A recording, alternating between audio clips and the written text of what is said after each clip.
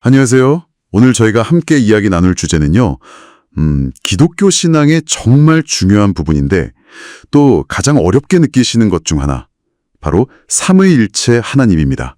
네, 안녕하세요. 보내주신 자료들을 보면서 이걸 어떻게 하면 신앙을 처음 접하시는 분들이나 또 아이들도 좀 쉽게 이해할 수 있을까, 이런 고민을 좀 해봤어요. 아, 네, 아주 중요한 지점이네요. 하나님은 오직 한 분이시다, 이렇게 배웠는데 근데 동시에 성부, 성자, 성령 이렇게 세 분으로, 세 위격으로 계신다니 솔직히 이게 좀 모순처럼 들을 수도 있잖아요. 네, 충분히 그렇게 생각하실 수 있습니다. 그게 아주 자연스러운 반응이고요. 그렇죠. 사실 먼저 기억해야 할 게 우리 인간의 생각으로는 하나님의 그 깊고 무한하신 신비를 온전히 파악하기는 어렵다는 점이에요. 아, 하긴 그렇겠네요. 이사야서 말씀처럼 하나님의 생각과 길은 우리와는 정말 차원이 다르니까요. 그리고 삼위일체라는 단어 자체는 성경에 나오지 않아요. 아, 진짜요? 전 당연히 나오는 줄 알았는데. 네, 하지만 성경 전체를 보면 하나님이 한 분이시면서 동시에 성부, 성자, 성령, 이 세 위격, 퍼슨으로 존재하신다는 진리를 곳곳에서 이야기하고 있습니다. 성경 전체에서요? 그럼 가장 좀 명확하게 드러나는 장면 같은 게 있을까요? 딱 세 분이 함께 나타나는. 아무래도 가장 많이들 이야기하시는 게 예수님의 세례 장면이죠. 마태복음에 나오는. 아, 맞아요. 그 장면 저도 들어봤어요. 네, 거기 보면 아들이신 예수님께서 요단강에서 세례를 받으실 때 바로 그 순간에 하늘에서는 아버지 하나님의 음성이 딱 들리잖아요. 이는 내 사랑하는 아들이다 하고요. 네네. 그리고 동시에 성령님께서는 비둘기 같은 형태로 예수님 위에 임하시고요. 와, 정말 한 장면에 세 분이 각자의 방식으로 나타나시는 거네요. 그렇죠. 또 예수님께서 부활하시고 승천하시기 전에 제자들에게 마지막으로 명령하신 거 있잖아요. 아, 네. 지상 대명령. 네. 거기서 아버지와 아들과 성령의 이름으로 세례를 주라고 하시거든요. 근데 이게 이름들이라고 복수로 안 하시고 이름 단수로 말씀하셨어요. 오, 그러네요. 아버지, 아들, 성령 세 분인데 이름은 하나다. 네. 이게 세 위격이 동등한 권위와 본질을 공유하신다는 걸 보여주는 아주 중요한 부분이죠. 사도 바울의 축복기도에서도 그렇고요. 고린도후서 보면 아, 주 예수 그리스도의 은혜와 하나님의 사랑과 성령의 교통하심, 그거죠? 맞습니다. 거기서도 세 위격이 동등하게 언급되죠. 심지어 창세기 처음 하나님이 사람 만드실 때 우리의 형상을 따라 이렇게 말씀하신 것도 아, 우리라고 하신 거예요? 네, 그것도 삼위일체 하나님을 암시한다고 해석하기도 합니다. 와, 진짜 성경 곳곳에 증거들이 있네요.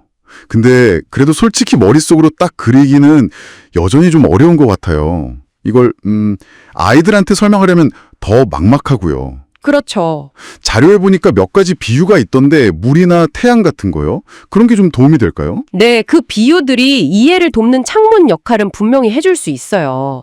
근데 먼저 꼭 말씀드리고 싶은 건 어떤 비유도 삼위일체의 신비를 완벽하게 설명할 수는 없다는 거예요. 아, 한계가 있다는 거군요. 네, 예를 들어 물, H2O, 이 얼음, 액체, 수증기 세 형태로 존재하지만 본질은 같다는 비유. 이건 상당히 도움이 되지만 세 가지 상태가 항상 동시에 존재하는 건 아니잖아요. 조건에 따라 변하는 모습이라서 세 위격이 영원히 함께 공존하시는 것과는 좀 다르죠. 그렇네요. 얼음이랑 수증기가 동시에 있진 않으니까. 그렇죠. 또 태양 비유도 그래요. 태양 자체, 거기서 나오는 빛, 그리고 그 빛이 주는 열. 이걸 셋이면서 하나라고 볼 수도 있지만 빛이나 열이 태양 자체와 동등한 위격이라고 보기는 어렵거든요. 아, 그냥 태양의 속성이나 작용 같은 거니까요. 네. 그래서 이런 비유들은 이런 느낌인가 하고 감을 잡는 데는 도움이 되지만 거기에 너무 의존하면 오히려 오해가 생길 수도 있어요. 하나님은 영이시고 무한하신 분이니까 물질적인 비유로는 한계가 명확합니다. 그렇군요. 비유는 참고만 하고 너무 깊게 파고들지 말아야겠네요. 그럼 역시 중요한 건 이 세 위격이 어떻게 함께 일하시는지를 아는 걸까요? 바로 그겁니다. 그게 핵심이에요. 세 위격은 각자 뚜렷한 역할을 하시면서도 항상 완벽하게 하나 되어 조화롭게 함께 일하신다는 것. 이게 중요해요. 함께 일하신다. 예를 들면 어떤 게 있을까요? 자, 세상을 창조하실 때를 한번 생각해 보세요. 성부 하나님은 모든 것을 계획하시고 말씀으로 선포하셨죠. 빛이 있으라 하시고요. 네, 창세기 1장이요. 그리고 성자, 즉 말씀이신 예수님을 통해서 실제로 모든 만물이 지어졌다고 요한복음은 말하고요. 또 성령 하나님께서는 그 창조된 세계 위에 생명을 불어넣으시듯 운행하셨어요. 창세기 1장 2절에 나오죠. 와, 창조 때부터 세 분이 각자 역할을 하시면서 함께 하셨군요. 처럼 우리 죄인들을 받아주시고자 계획하셨죠. 네. 그리고 성자 예수님은 길 잃은 양을 찾듯이 우리를 위해 직접 이 땅에 오셔서 십자가에서 우리 죄값을 치르셨고요. 마지막으로 성령 하나님께서는 우리 마음속에서 일하셔서 우리가 죄를 깨닫고 회개하고 예수님을 믿도록 이끄시고 도와주시는 역할을 하세요. 진짜 창조부터 시작해서 구원, 그리고 지금 우리가 살아가는 이 순간까지도 세 분 하나님이 함께 일하고 계신다는 거네요. 네, 맞습니다.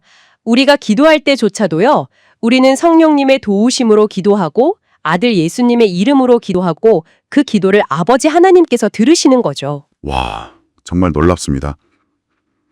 이걸 아니까 삼위일체 하나님이 좀 더 가깝게 그리고 더 풍성하게 느껴지는 것 같아요. 네, 그래서 삼위일체 교리는 사실 머리로 막 분석해서 완벽하게 이해하려는 대상이라기보다는 뭐랄까, 믿음으로 받아들이면서 경험하는 신비에 더 가깝다고 할 수 있습니다. 이해하려고 애쓰기보다 믿음으로 받아들이는 것. 네, 이해되지 않는 부분이 있어도 괜찮아요. 오히려 그 신비 앞에서 우리가 얼마나 작은 존재인지 깨닫고 겸손하게 하나님을 더 알아가려는 마음, 그게 더 중요하다고 생각합니다. 맞아요. 예전에 그런 말도 들었어요.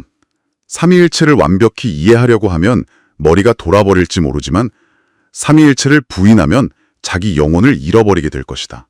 뭐 이런. 네, 비슷한 맥락의 이야기죠.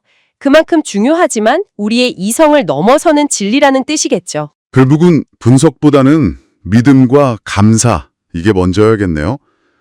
오늘 이 짧은 대화가 삼위일체 하나님을 이해하는데 특히 처음 신앙생활 하시는 분들이나 자녀들에게 설명해 주려는 분들께 조금이나마 도움이 되었으면 좋겠습니다. 네, 마지막으로 한 가지 좀 생각해 볼 점을 던져드리고 싶어요. 네, 어떤 걸까요? 오늘 이야기 나눈 것처럼 성부, 성자, 성령 하나님께서 바로 나의 구원을 위해서 그리고 지금 나의 삶을 위해서 각자 어떻게 일하고 계시는지 한번 깊이 묵상해 보시면 어떨까요?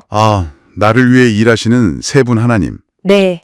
그걸 아는 것이 여러분과 하나님과의 관계에 어떤 좀 새로운 의미를 더해줄 수 있을지 한번 조용히 생각해 보시는 시간을 가져보시면 좋겠습니다.